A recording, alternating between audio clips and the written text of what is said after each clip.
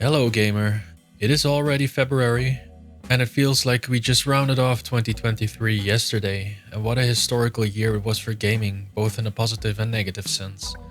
So many great games were released and announced, but unfortunately there were also a record-breaking number of layoffs, which is quickly becoming a very sad trend in the gaming industry, and there's no indication of it slowing down.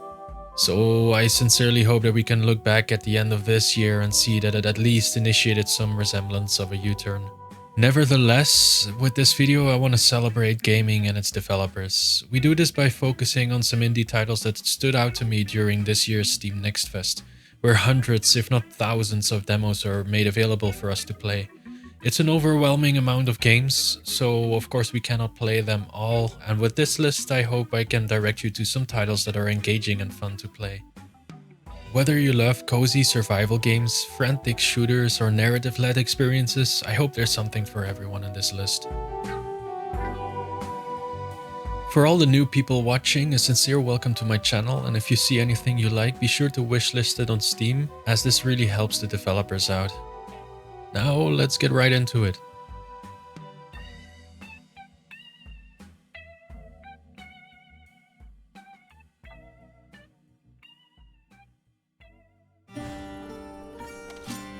Dungeonborne, in my opinion, is a natural development of the extraction looter genre, spearheaded by games like Hunt Showdown, Escape from Tarkov, and Marauder Space Pirate.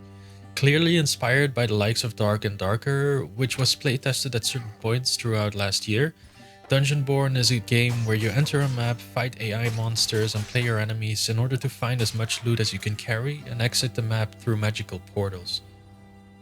In this demo you can pick one of 5 different classes. You have the typical fighter, the deceptive and stealthy rogue, a priest that acts as more of a support, a swordmaster, and a pyromancer, with 2 more which you can unlock by logging in a couple of times during the week of Steam Next Fest. Like usual, each class comes with their specific strengths and weaknesses, not unlike most RPG-style class-based games. The difficulty in Dungeonborne comes from the PvPvE aspect, which means that during your infiltration of the map you'll encounter lots of different types of beasts and monsters like werewolves, skeletons, flying bugs, and way more, but also real player characters roaming the map looking for the exact same loot as you. Whenever you think you found plenty of items, it's time to escape the map. You do this by activating a magical portal that after some time teleports you to your home base, taking all your loot with you. Should you fail to do so or be killed by another player, you lose it all, and you'll have to start over. At the moment, there's 2 maps available: Sinner's End, in which you can team up with up to 3 players per team, and is more of a dungeon style map. If you're more of a lone wolf kind of player, there's also Clouseau Castle, which is capped for solo teams.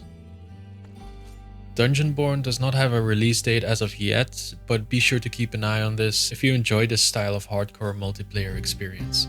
It's surely not for the faint of heart.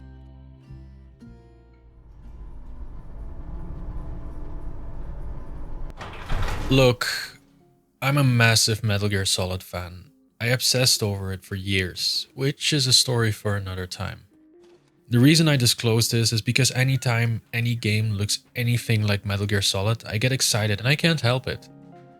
With that out of the way, Raw Metal is something weird but intriguing. It borrows the top-down stealth thing from MGS, but combines it with a fighting mechanic. You basically sneak around in the shadows, dodging cameras and stalking guards until you either get spotted or dole out a sneak attack. The game then switches over to a fighting style point of view when you scrap until one of you bites the dust.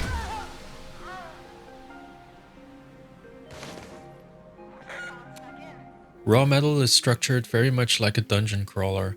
You descend into the mines, do your thing, find loot, items and gear, and either descend deeper in the hopes of finding more, or leave and go back to your base. You can then choose to start a new run, either with or without the gear you just acquired, and thus progress deeper and deeper. Gear either comes in the form of gadgets like a distraction or lure device so you can get a jump on someone, or actual armor that you can equip and gives you a stat boost or passive abilities. I have to admit it's quite an interesting approach to the whole action stealth genre, which I haven't seen done before. I'm always a sucker for anything stealth related, so I'm curious to how this one will turn out. Raw Metal releases on the 19th of March, so be sure to wishlist this one and keep an eye on it for future developments.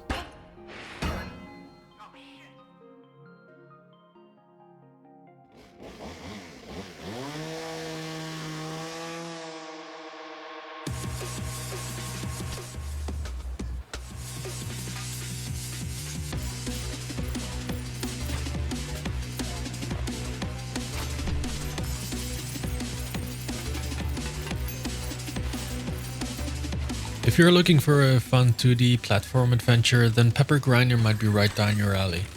In this game, you carry around a grinder that lets you drill into and out of the ground, not unlike the way a dolphin breaches the water.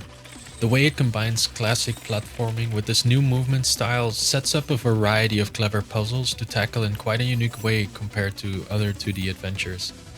As you explore and solve puzzles, you'll be collecting gems and coins, which you can then use to upgrade your character and grinder with different drill bits. The demo was not very long, but it looks very promising. It's published by Devolver Digital, who are well known for releasing unique indie titles, so I'm confident that this one will be a smash hit. It's set to release sometime this year, so be sure to wishlist it.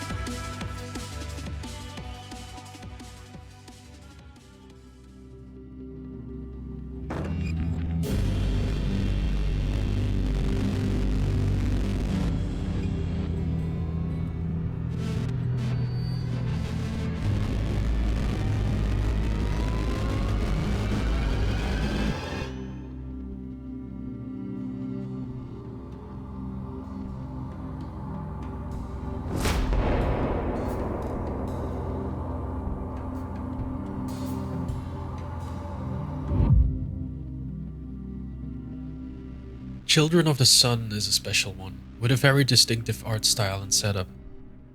It's basically a sniper puzzle game with influences of Hitman Sniper Assassin with the bullet camp feature of the Sniper Elite games. The oddity here is that you control only one bullet, which ricochets from target to target. So you shoot one target and control where the bullet goes next, starting from the last point of impact. This makes for an interesting progression of a level as you plan out which targets you should hit with the intention of being able to take them all out. What makes it challenging is the fact that some targets may be behind cover or are shielded, so you'll have to be tactical about your every decision. After a couple of levels, you'll also be able to somewhat steer the bullets, and if you take down enough targets in their glowing special parts, you'll be able to completely redirect your bullet whenever you want.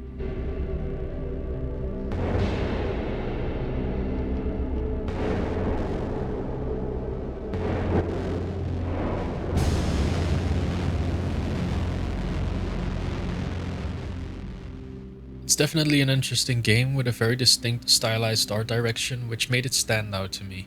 The only thing I worry about is the longevity of the game. Of course, this is just a demo and does not represent the full game, but I'm somewhat hesitant to see what they do with this formula to keep it interesting enough for a full-length campaign as you take revenge on this mysterious roaming cult. There's no release date yet, so we'll have to wait and see what the end product will be like.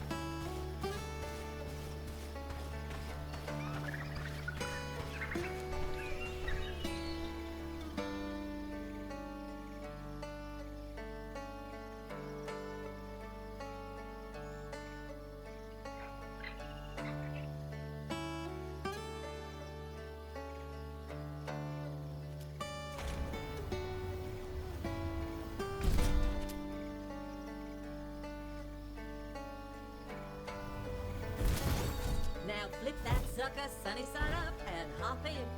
Let's get that on.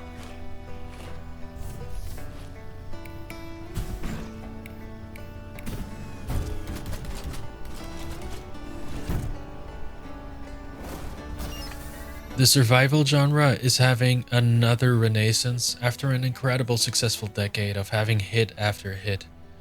Think about examples like the biggest comeback in gaming history, No Man's Sky, still going strong after all these years, Valheim and V Rising breaking the survival mold again back when they released in early access, the lonely and claustrophobic single-player journey of Subnautica, and the list goes on.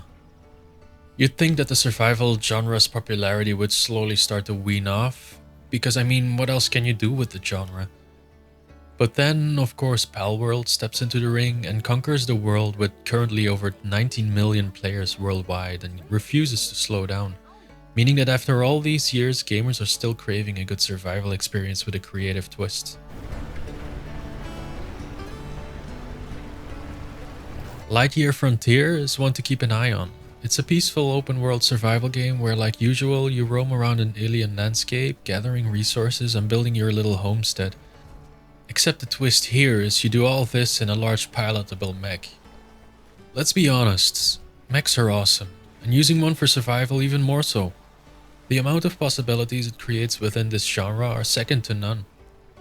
Depending on the task you need to fulfill, your mech can equip different arms. For example, for mining you would need a pickaxe arm. For planting seeds you'll need the planting seed arm, which is basically a seed gun. And the hover arm basically transforms you into an oversized Roomba. And you can interchange these whenever you want. This changes things up just enough for the gameplay to feel fresh.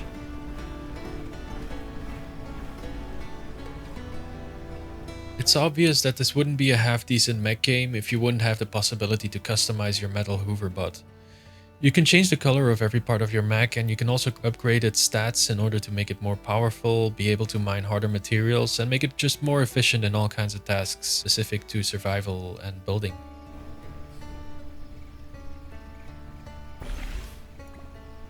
This is definitely one to look out for if you're into cozy survival games. Lightyear Frontier releases on the 19th of March on Steam.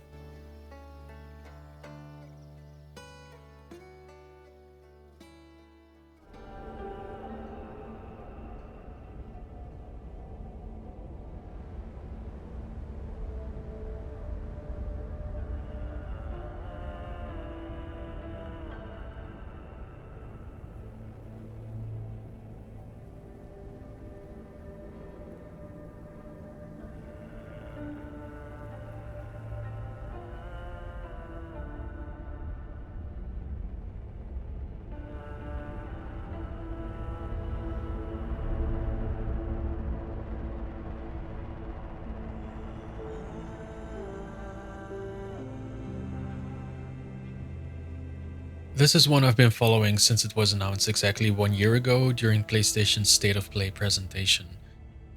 Pacific Drive is a narrative-driven survival game, where your only lifeline is the car you build up from scratch. The game is structured a bit like a roguelike. You prepare your car and bring necessary tools and provisions, you go out on a run, gather intel and resources, and finally, you extract through what I felt was a very exhilarating way of escaping the zone. I won't spoil how this happens, as this was quite a surprise for me. This all sounds well and good, but you really have to be careful exploring the zone, because matter doesn't behave like it used to inside these walls. Which means there's hazards all around you, ranging from changes in landscape to ominous remnants to the overwhelming power of a zone storm and way more. You have to upgrade every side panel, every wheel, bumper, and special tool that you can install in your car so you can prepare for what's to come inside of the zone. Next to the compelling mystery, this is what gives the game its staying power, and I can't wait to see where this goes next. Pacific Drive will release on the 22nd of February, so we won't have to wait long anymore to see how it plays out. Now go download this demo, pack your car and head into the zone, and most importantly, drive like hell.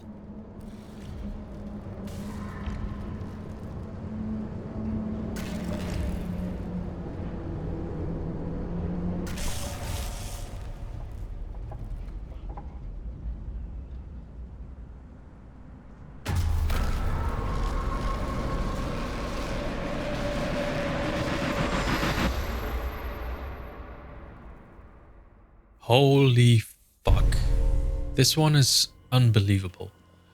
Ultros is what I imagine you'd see if you would take a tap of acid followed by some shroom tea to wash away the taste of the colors you're hearing. It's a genuine psychedelic Hollow Knight Metroidvania, and it's quite frankly amazing. The fluidity of its animations, the incredible sound design and soundscape and art style are just literally out of this world, and I could not be more excited for the hallucinatory trip it will provide when it's released.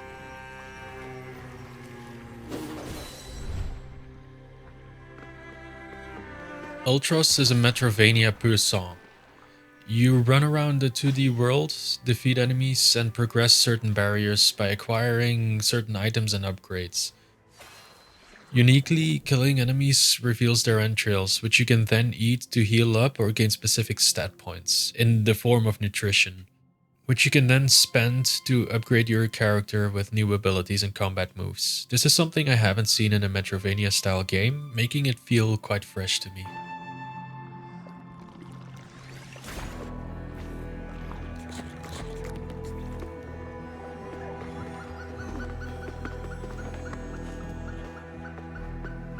This game feels like a fever dream, in the very best way possible. I loved everything about it and I can't wait for the finished product. Completing this demo felt like I just pulled an all-nighter while it only felt like a couple minutes. I don't even know what's real anymore. But whatever the case, we'll reevaluate the legitimacy of reality when Ultros releases next week.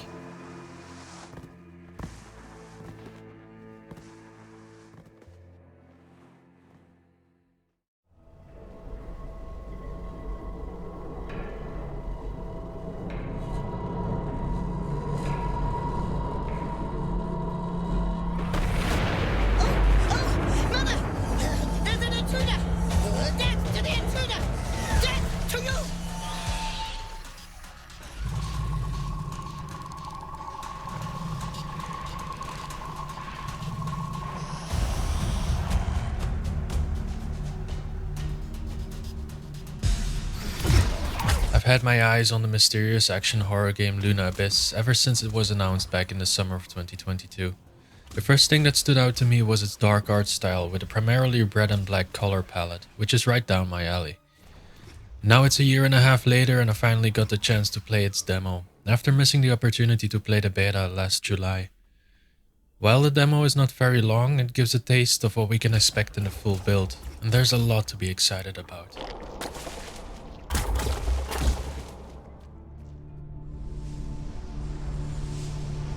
The end only comes.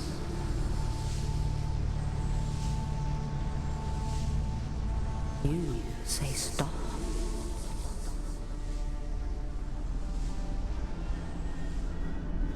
Time to wake up, little wanderer.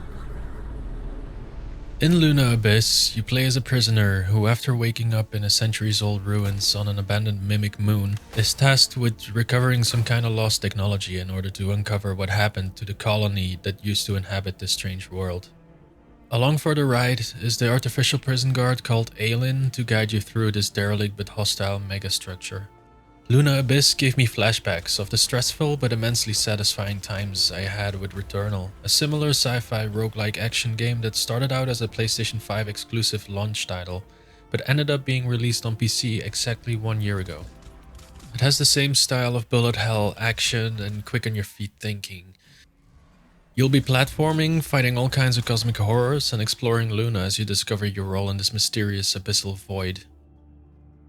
The game feels solid enough to make me excited for whenever it will be released, which at this point is not clear yet. Be sure to keep this one on your radar, and don't forget the wishlist on Steam.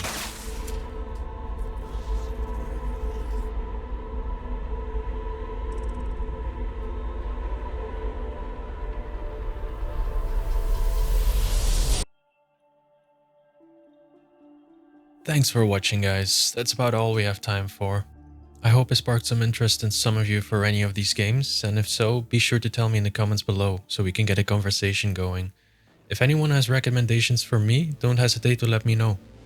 If you like the vibe of my videos, be sure to do the typical YouTube things. Have an amazing day, and see you in the next one. It's time